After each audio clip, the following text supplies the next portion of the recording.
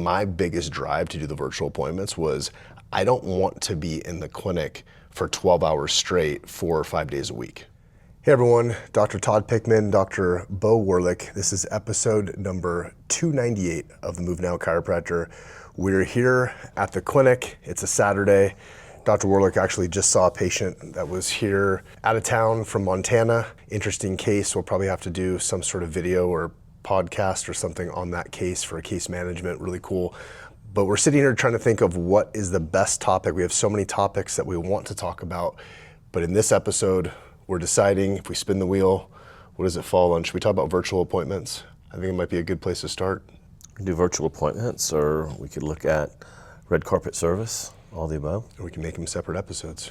Let's do them separate episodes. Cool. Let's do virtual appointments first. Just more of a technical aspect of something we do here in the clinic that might be a foreign concept to a lot of people hearing this, and to a chiropractor hearing for the first time the concept of going through x-rays. Pros and cons. Yeah, so virtual. All right, well with that said, we'll cut in the intro, we'll come back to it. So here's what so many chiropractors have been searching for. How can we expand our clinical reach by finally addressing more than just the segmental component with our patients, but at the same time, not feel like we are selling out our chiropractic principles? The reality is our patients count on us to guide them. And when it comes to results, we must also address their posture and their movement. The verdict is out. Patients have spoken, and this is what they want and what they need, focusing on functional movement and corrective exercise. So how do we practice in a way where our community is engaged, excited, and seeking us out because of this comprehensive, results-based approach? That's the goal we've all been searching for, and this podcast will show you how. My name is Dr. Todd Pickman, and welcome to the MoveNow Chiropractor. Okay, virtual appointments. Why don't you describe what that is? Virtual appointments is an idea that, thinking about it, listening to you explain it, having not experienced it, especially being an older doc, I would have thought was a bad idea. I've had an experience being in all aspects of the chiropractic profession, from obviously owning successful practices to being a solo doc to working with mentors that are legends in the field, to also being a coach and coaching in practice management groups. And I've been on the integrated side, so I've done a lot of different things. And in everything we've done up until this point, it's always been knee to knee, face to face with the patient. There's never been a time when I've done a report of findings or reviewing end of care with a patient where I wasn't able to be right there and to be able to read body language, facial expressions, to get a feel for the patient, to get a feel for their tone, to be able to match their tone. All those things that we learn that are key to being able to get to where the patient's at and to get to yes. And I would have thought that in going to virtuals that there was no way to retain that. Interestingly enough, what I found is it's just the contrary. When I have weighed the pluses and minuses of doing virtual appointments, and of course we do a 2-day report of findings that we call a brief report of findings, where we actually explain in what is designed to be the best explanation of what's going on with the patient from a structural standpoint that they're going to get anywhere. And then we go on after we get buy-in from the patient and get them to commit to wanting us to build out a care plan for them. Then we look at doing a formal report of findings. We call a FROF instead of a BROF. And sometimes in the practice that translates into a financial report of findings. It's been amazing in doing it because what I'm finding out is the pluses overwhelm any apparent minuses that I thought were probably only in my head. And one of the things that's really beneficial is, number one is I look at and see that we're creating a copy, so it's saved for all time for the patient to be able to share with family and friends, for them to go back and review. It's also hugely beneficial from the perspective that, as I've thought about this, there's not a lot of doctors in the profession that have enough confidence in their skills, in their techniques, and what it is they offer the patient, that they actually want to have it recorded. The very fact that we do that for the patient is something that is a huge credibility plus for us, because I think the patient looks at it and says, these guys are confident enough to lay it on the line. We're talking about what's happening with the patient. We're talking about what's going to happen in 90 days when we re-x-ray, what we anticipate seeing. When we go over recommendations of care going forward, we're setting a projection for what we anticipate is going to happen with the patient.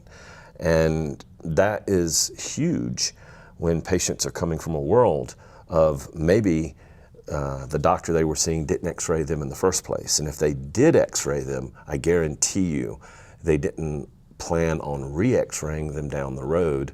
And on top of that, to be able to anticipate and share with the patient, this is what we would like to see, which means improvement. It's rare. I just think it's very, very rare. And I'm now seeing it as a plus. One of the other things that's a big plus is, you know, we have a clinic where we have multiple doctors. We have the benefit of only being in the practice half a day and seeing patients instead of being here all day. That doesn't mean we're goofing off in the other half of the day. Right. It means that we're doing these virtuals from home. So the advent of COVID was very beneficial from the perspective of it forced us to start doing things differently. And now what happens is, from the convenience of your own home office, you can be sitting there at home and all the benefits of home and be talking with a patient and still be very productive. The other thing that it does is it means since you're not in the office, you're not occupying space. So you actually have the ability to double or quadruple the effectiveness of your office space, and which is a big deal. So just to clarify what the virtual appointment is, it's going through on Zoom. It's essentially going through their x-rays with them on Zoom, sharing the screen. The patients, preferably on an iPad or on a desktop. If they have to, they do it on an iPhone. We try to get them not to. It's a small screen, but it works on that too. And it's recorded so they can watch it back on a larger screen if they need to. Their spouse can be there in attendance, which our front office encourages them to do that. That's part of our protocol. We send them a recording so they can watch it back. They can share it with family members. Maybe they have a family member who is a medical doctor who wants to see it. Well, that's a great way of getting that medical doctor to now be on board with what we're doing, because we are confident in how we explain this and how we present it, so much so that we'd love to get this in front of other providers and other doctors, because there's nothing they're going to be able to say on the contrary of how we're explaining it, because it's all based on data and evidence and best practices. And then plus how we practice here, we're practicing Gonstead and we're doing chiropractic biophysics, so we can reference that there's research in both. And I would argue, well, from a CBP standpoint, you know, that leads the whole chiropractic profession as far as how many studies they have published and done. So it is the most researched method in all of chiropractic. And then in Gonstead, you have Gonstead Clinical Studies Society. Whatever technique you guys do, there might be something you can reference to it. But from a standpoint of how we practice, we do have that on our side for sure, and we leverage that. But like just this morning, it's Saturday today. This morning, 8 o'clock, I offered to go through this with a patient who came in last week. He was super acute, bad disc injury. We're trying to get him out of a crisis. So he's doing a combination of getting adjusted, just one segment, setting his low back, and then he's doing spinal decompression. We're testing that out. He came in with his wife. He's doing better. He's incrementally better. I got on with him this morning, and I'm drinking my espresso as I'm doing it, and just in a relaxed environment. He's there with his wife. They appreciate the time and the energy going into it. And I was able to go into depth with him, and we recorded it, and he was very appreciative, like I said. And I didn't have to come into the clinic to do it, even though we're here right now in the clinic. And going back to why I started doing this, it started around COVID, and it started not necessarily just because COVID, but it was because I was busier building things with MoveNow University. I had a lot of hours outside the clinic, and I was trying to figure out, how do I get my overhead in the clinic to a bare minimum? How do I get my staff hours down to a bare minimum? And how am I only here when I need my staff to be here to see patients? And one of the ways I figured that out was, I don't need to be here in the room for 10 or 15 minutes going over x-rays with a patient, explaining a care plan, doing this sort of thing, when potentially my staff might have downtime while they're waiting on me, right? And I had less hours that I had the ability to see patients and adjust patients. So instead, I said, well, if I don't have to do that in the office, why don't I do that outside the office?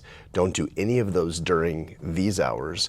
And I don't know about you, but from a headspace standpoint too, if you're like in this mode and you're adjusting, then you have to pause and then spend several minutes going over an x-ray in the midst of that, that was not something I loved doing. I didn't love having to pivot and kind of change mindset. I did it for several years. I like it a lot more now, being able to tell a patient, I'm gonna go through this with you in depth tomorrow morning. I'll meet you tomorrow morning and do that. It's the best use of your space and your time. You know, very few doctors are in a situation where they are at such a capacity issue where they're seeing so many new patients and have such a patient load that they're just steadily seeing and treating patients. Very few clinics are that way. So from a productivity standpoint, especially when you have more than one doctor, it gives better life-work balance for the doctor to be able to be here half the day. It's better for the productivity of the clinic. You can cluster book your times when patients are being treated so the doctor can stay on focus and not be being pulled too many different directions. And you have the ability to treat, to be in one mode, treatment mode, not going back and forth and doing other things. So you can be very focused and very productive in staying in that mode of treating patients. And if you are a treating doctor, then you know what I'm talking about if you're in practice. And then to be able to go back, take a break, grab a meal, go back, sit at home, and to be sitting there in the home office where you have your wife, your significant other, your kids, and in between seeing patients, you actually have a life, you know? So I find it to be an amazing thing. And then when I look at the patient's perspective and benefit, it's hugely better for the patient to have everything that was said and done recorded and they can share it with others. And what an amazing marketing tool to be able to take the video and for most of you, you probably have experienced what I've experienced. Majority of your patients are female, not male. And what we see is many times the wife comes in, gets results, and then the next thing, who comes in after that? It's usually the husband. And they're usually sacrificing themselves and working hard many times. And so they want to take care of the wife, want to take care of the kids, but then the husband comes later. Well, now you have a tool for the husband to come and watch, see the video, see what was said, and after hours, later on at night, before they're going to bed, whatever, and to be able to see exactly what you said. And because of the analytical nature of what we do in MoveNow and taking care of patients, it resonates with them. They see that, yeah, that was really good. That was phenomenal. And so now you have an amazing marketing tool that's going to be passed around and shared with the virtual that I never used in the past. And had I, we would have probably been even that much more successful. But the big benefit of just being able to be focused, be in the room, you're steadily treating patients for half a day, not a full day. And then the rest of the time you can be spending that time with prospective new patients or doing virtuals with BROFs or formal report of findings or even end of care. I just think is a much better approach than how we historically have done things. Well, and looking at our three doctors here. So it's myself, it's Beau Warlick, Robert Fagiano. There's three of us here.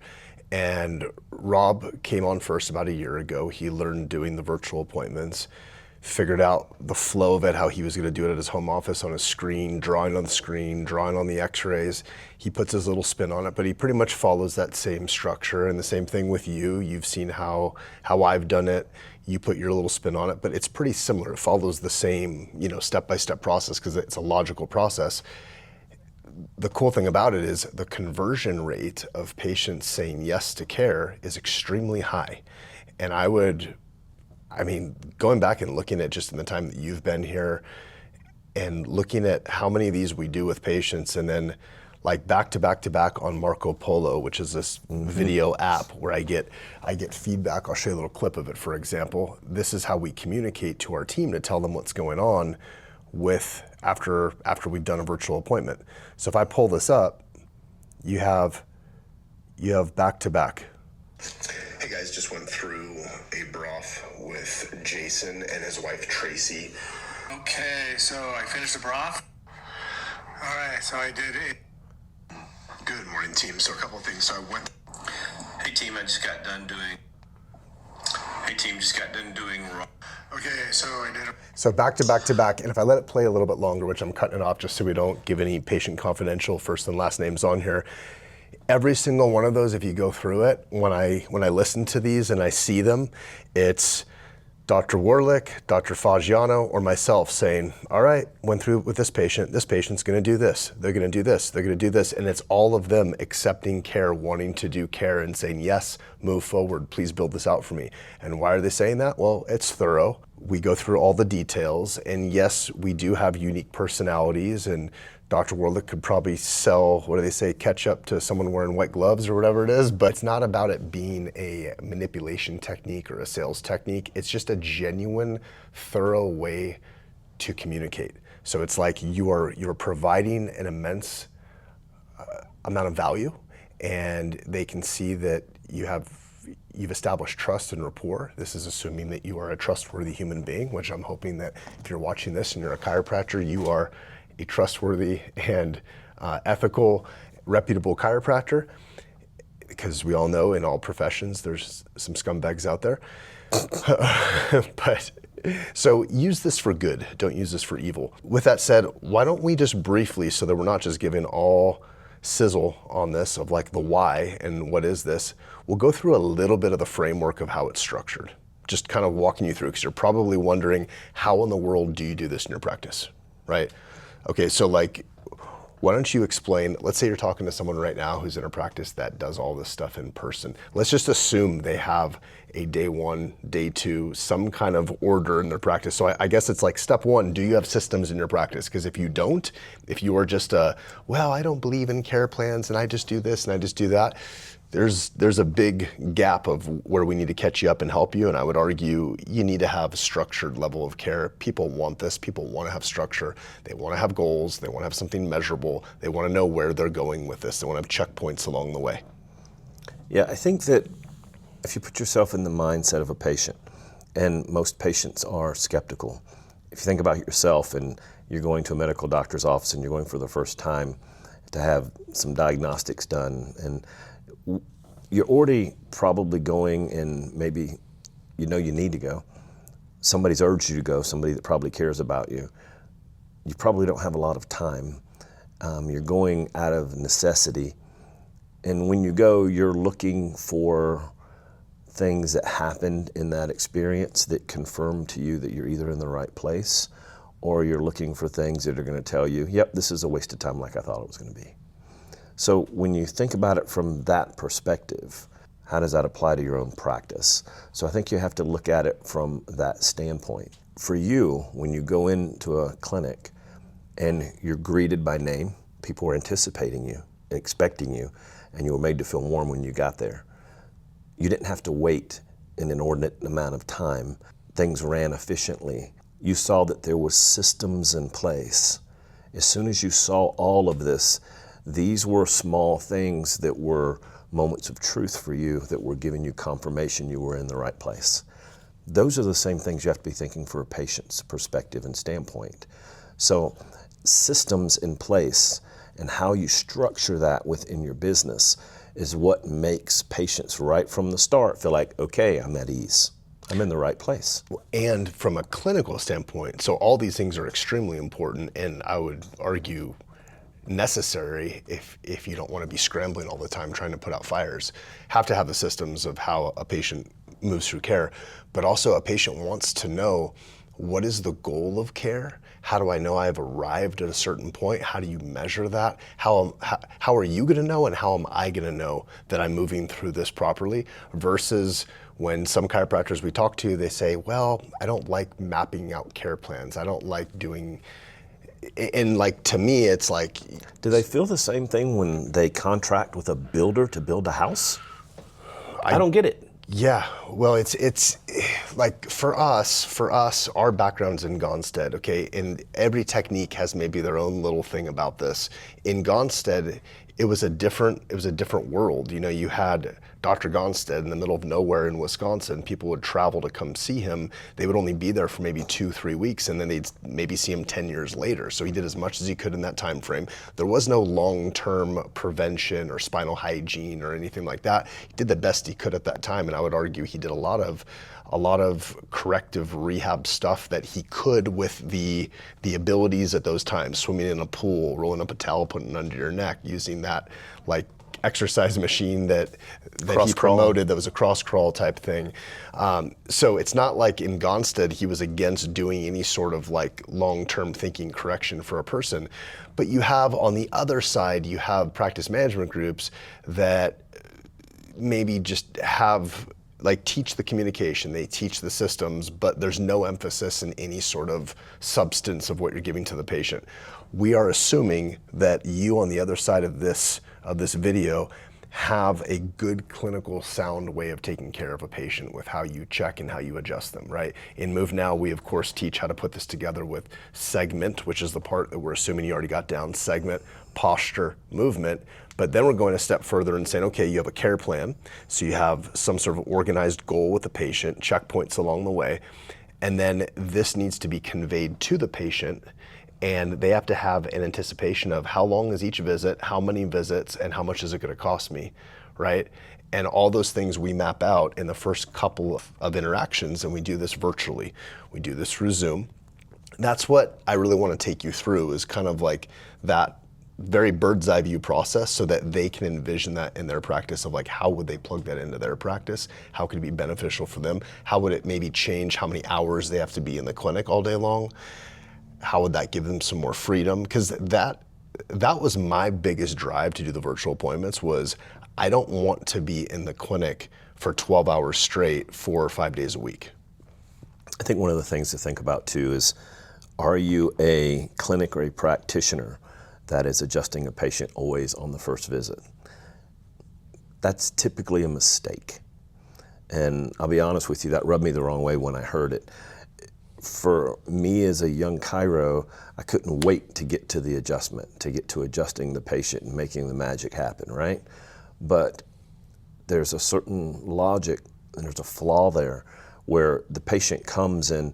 Number one is, we don't accept all patients that come to us. So there is an issue of acceptance in them getting through the threshold, all right? So we only accept the patients we think we can truly help. So that's one thing. The other issue is, it's not consistent with what they experience in the rest of medical care in the world. When you go somewhere today, you have diagnostics done. You may or may not even meet the doctor on the first visit. And then when you come back, the doctor will explain to you what's going on with you. And then there's an assumption that they have accepted you for care, otherwise they wouldn't be moving forward, and they move forward with you with a plan of treatment, right? Mm-hmm. So to be congruent with what people experience in the rest of that world, and there's some of you that may argue and say, well, I'm not trying to be congruent. Well, you're a bonehead, because what you're doing is you're beating your head against a wall, all right? So this is what people experience, and you want to be consistent with it. So what happens is when the patient has had the chance to come in, had an exam done, they've went through the consultative process, and the patient actually briefly had a chance to meet the doctor. After all of that is done, we don't adjust that patient on the first visit unless they're coming from extremely long distance. We had a woman we saw today on a Saturday. She's coming 9 hours from Montana, and she's suffering not only with MS, she's suffering with just having her second set of transpedicular screws put into 3 segments. And she was 10 out of 10 pain. She's only here for the weekend to see her daughter who's in college here. So yeah, we make exceptions for those cases. You have a guy that comes in with an acute low back and a disc injury, and they're having 10 out of 10 pain. Out of compassion, you're gonna do what's necessary to try and get some improvement with the patient. But what I would encourage you to do is this: make sure you let them know that this is not normal. We don't typically do this. We're going above and beyond in order to be compassionate because you're in pain to get results. The right approach is to spend the time, study the films, to study the images you have, to look at all of the data that's been gathered on the patient. And then what we do, and what we would encourage you to do, is do a virtual.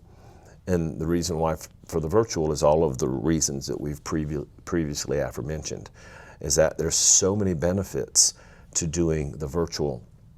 And then when you're doing the virtual and you're explaining everything that's going on with the patient, there is a structure and an order that we will teach you in MoveNow in terms of what are the steps that you want to be going through logically in your mind as you're doing that first report of findings, which we call the brief report of findings, the BROF.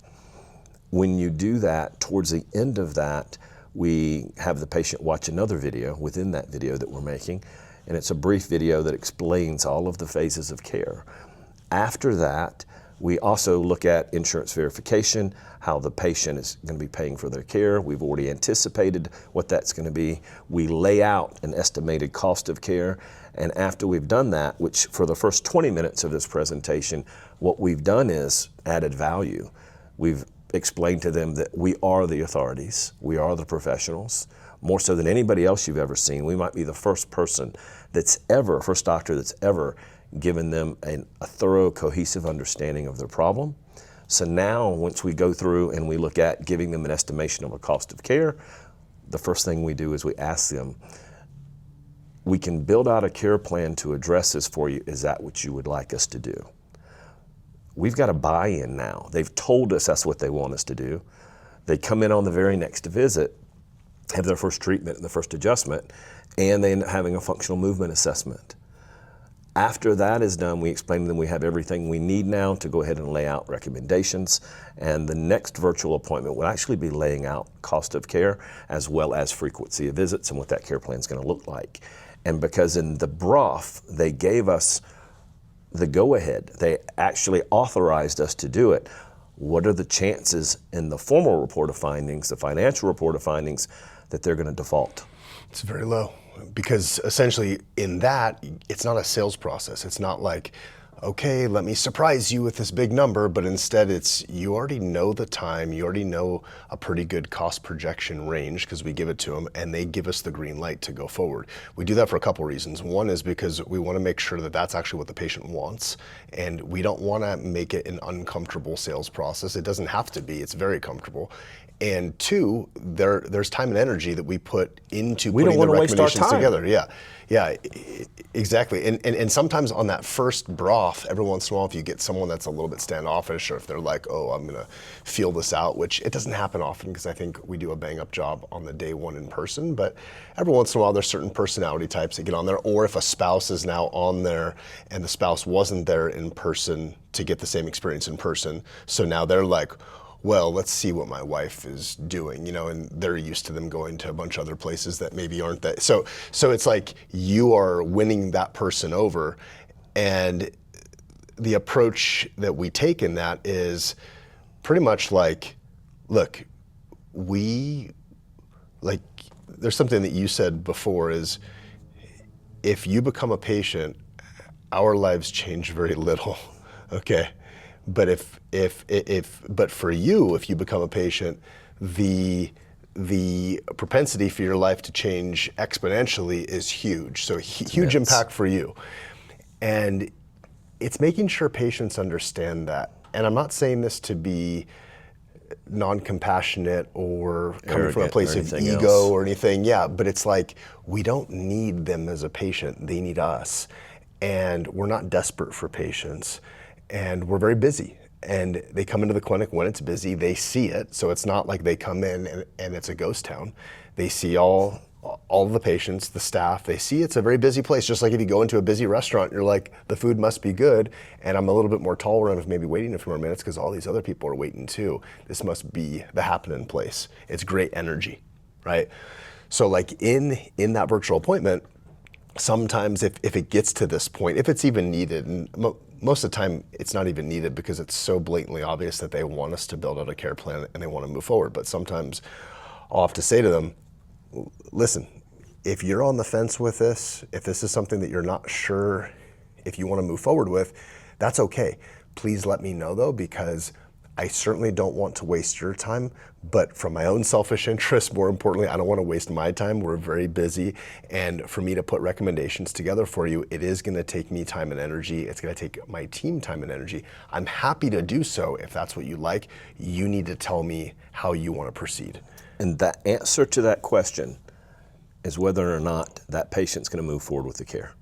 Because if they say, yes, please build out a care plan, what do you think the chances are of them coming to the financial and saying no? They're going to find a way at that financial to make it work, whether they have to extend it and make it in payments, or whether they have to pull the money from an account somewhere else to pay it in full and take advantage of maximum savings. They're going to find a way to make that happen. We have buy-in at that point. They're committed. There is no sales process after that. It's just done. And there are a handful of things that I'm very confident that I know very, very well in life. There's a lot of stuff I don't know, but there's a handful of things that I know I have it down.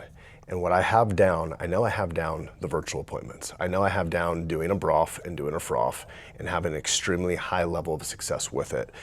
And there's little tips and little tricks that inside of MoveNow University we teach, and we go through this in depth. You can replicate this in your clinic as well. I know that you caught on to it quickly because Beau is also just naturally a great communicator. I mean, he's got years of experience above and beyond me. You know, he is my elder by at least 30, 40 years. 2 decades, something like Yeah, that. no, something like that. No, it's not even that much. I mean, you have me beat by about 15, 16 years. Yeah. Yep. So with that said, naturally, he's got charisma. People gravitate towards him. He's had a lot of experience in practice. And like all of us have just had the practice, I think, failing first. Like you fail multiple times, you learn what doesn't work, and then you figure out what does work, right? But that's where in the virtual appointments and pretty much everything that we do here in the clinic and everything we offer inside MoveNow, we help you fast track that process so you don't have to figure it out on your own. You don't have to learn the hard way. You can learn from a lot of our failures in the past and the things that we've come to figure out work very well and are successful. Like I'll touch on, for example, a very powerful way of starting off when you do the froth, when you get on to go through the financial with the person. The very first thing that I say is all right, Mary, let me just recap first. Last time we met, we went through your x-rays. I gave you the option if you wanted to just come in a couple times, not really address getting to the root cause of the problem and building out recommendations, or if you wanted me to go ahead and build this out, dial in the time, figure out the financials, all of that. You told me you wanted me to do that, and that's what I did. Has anything changed since last time we spoke?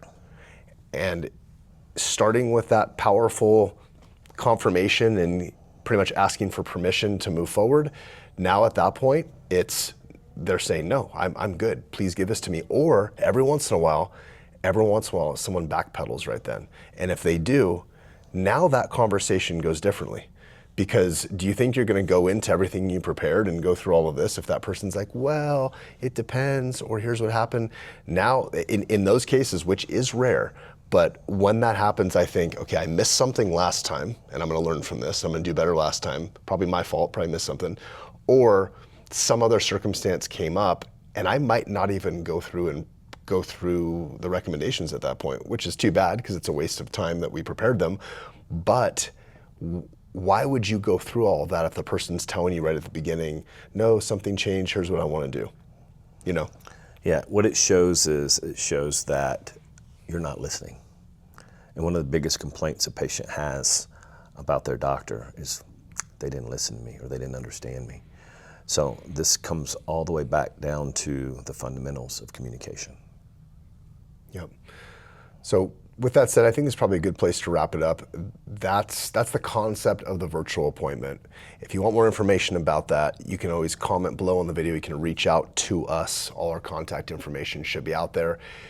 We have training programs just on the virtual appointment. It's also inside of MoveNow University, where we teach how we do our day 1 through day 5. We teach communication, handling objections, how to map out things in the clinic as far as with staff, how to, and there's things even coming soon above and beyond, depending on when you're watching this. This will probably already be inside the program, but even things like looking at stats and looking at trends, and that's your forte, and that's what you're bringing into this, which is going to be exciting. And we can do another episode on topics just like that, because they deserve their own topic, right? Their own episode. I agree. Time management too, big issue. We just did a training for the team on time management and how to structure tasks into quadrants so that you can be much more productive, not only in your own life, but your team can, and be more productive for your practice. Cool. So with that, we will see you on the next episode. This was episode 297. 297? 298? 98. See? That's why I keep them around. Keeps track of this. 298. We're getting close to 300. We have to do something special for 300. That's coming up real soon. Anyway, we'll see you on the next one. Want more MoveNow secrets? If so, then go get your copy of my best-selling book and watch my 30-minute behind-the-scenes MoveNow demo. My book is called Move Well Secrets, and you can get your free copy at book.movenowu.com. And watch the 30-minute demo of our exclusive doctor training portal at demo.movenowu.com. With these two resources, you'll find my top 22 secrets that we've used to build one of the smoothest running, results producing, and super profitable exercise departments within a chiropractic clinic in the entire profession.